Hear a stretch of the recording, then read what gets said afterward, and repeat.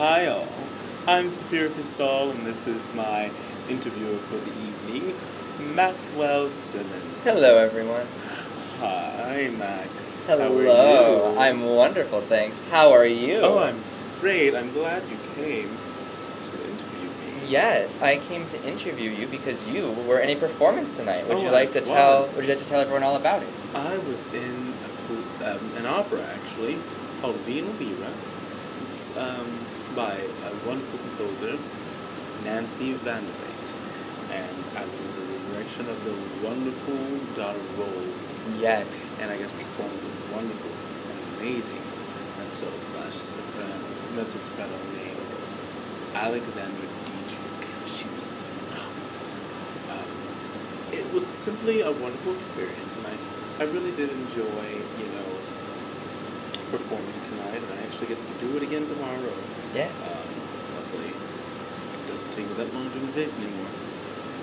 So I'll just pop on in, pop on out, come on home, Boogie. have a blast tomorrow night, back up for Sunday morning. Don't remind us. So, in the program, you were credited as MutherCristal. Uh-huh. Where did you get this name? Well, my name, SapphiraCristal, came from, me and my best friend Ashley Bickley at the Eastman School of Music. We were, when I lived in Rochester, we were sitting on my couch when I first decided I was going to do drag. I decided, pardon me, sorry. I decided that I needed a cool name. And my drag mother, her name is Delicious. She's a wonderful queen out in Rochester. And I wanted something that connected me and my mother. And her name is, another name that people call her on the streets is Coco. So I had a cousin named Strawberry, and I have a cousin named Champagne.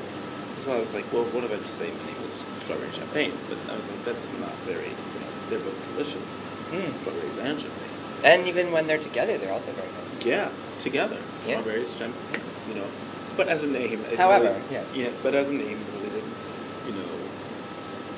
work out too well. So I chose to keep the champagne because I was like, oh, what's a good champagne? Oh, Cristal. That's a very famous champagne. So Cristal. And my drag mother other name is Coco. So I decided maybe to go with Coco Cristal. Oh. Well, a friend of mine said, well, people are going to think that you're going after Coco. And I said, well, I don't want them to think that I'm going after my drag mother. And my best friend said, well, what's a jewel? Like Ruby Cristal? And I was like, no. And we kept going. And I realized, hey, my birthstone is Sapphire. Oh. So I looked for a different language of sapphire. In Italian, it's Sapphira. In Spanish, it's Sapphira. In Portuguese, it's Sapphira. And thus was born MutherCristal. Speaking of other languages, this opera was in English, but you have been in many others that have been in different languages. Do you find it more difficult or less difficult to perform in an English opera versus a foreign opera? Well, I don't actually sing in this one, but I find that it's a little less difficult performing in a performing in an English opera. Sometimes more difficult because you have to, in a foreign opera, you understand, you sing those words, and you know what they mean in English. So what you're doing more is conveying feeling. In English, you have to make sure that you get the diction correct, because people aren't always, they don't always have A libretto? a libretto, and they don't always have subtitles to know what you're saying. So you may have to really make sure. I'm actually singing an aria from The Rake's Progress by Stravinsky, which is kind of poorly written for English, but in that I do have to be very, very strict with my diction. So yeah. So speaking of other projects, what's your favorite opera that you've ever been in? My favorite opera that I've ever been in. I haven't been in many operas, but I've been in a few scenes. One of my favorite scenes is the Lucia scene that I did with the opera department at Longy last semester. I was Rodrigo, or Raimundo. I was Raimundo Vitavice. Yeah, something like that. It was a while ago, apparently. It was a while ago. I don't really remember. It's all right. But that was a very good performance for you. yes, it was quite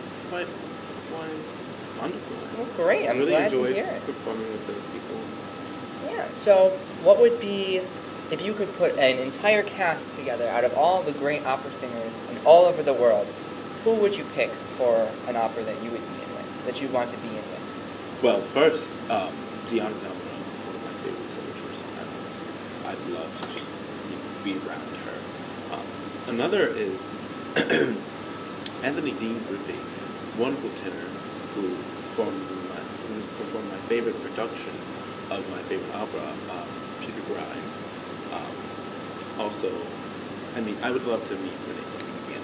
She's wonderful, and I have met her many times. Oh. Maybe twice. Oh, wow. And she's, I love you, Nene. Did you watch her perform, or where did you see her? I've seen her perform in Houston, and I met her in Houston. I saw her first Traviata, actually. Oh, wow. Yeah, when she first did it in Houston. That's very exciting, but a lot of people probably don't know who she is. So, let's go to people who everyone else might know. Mm-hmm. Would you find a part for Miley Cyrus? No. Ah, well, if she's not your cup of tea, who else then? Out of pop singers. Out of pop singers, I'd like to perform with Miss Jennifer Hudson. Ah. I'd love to perform with her. I'd love to meet her. I'd love to also meet some older singers, people like Martha Wash, some people like, of course, Aretha Franklin. Well, yeah. Yeah, and I don't know. I wouldn't mind meeting Beyonce. Yeah, but someone I've met gosh. before. Oh, well, how about that story? I went to church with her, actually. Really? The funny thing about her is, when I met her, I had no idea who she was. No earthly idea. And after the entire conversation we had, I asked the guy, I said, who was that? And they were like, that was Beyonce. and Kelly. And I said, oh. Well then. I did not even recognize them. But it was back before, like, when the Bootylicious, whatever that album was called, when that came out. So it was a while ago. Very cool. Well, I have one last question for you. I know from the grapevine that you enjoy RuPaul's Drag Race. I do. And I hear you have a special favorite for the winner. Jujubee. And why is that? Well, she is fabulous, honey. Well, naturally. And plus, she's a whole. I moved to Boston. She kind of has been very, very kind to me. Oh. And I really enjoy her. She's very sweet.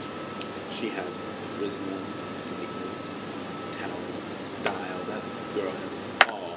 And she is really someone who could really inspire a lot of people, not just drag queens and not just gay people, but she really inspires women, children.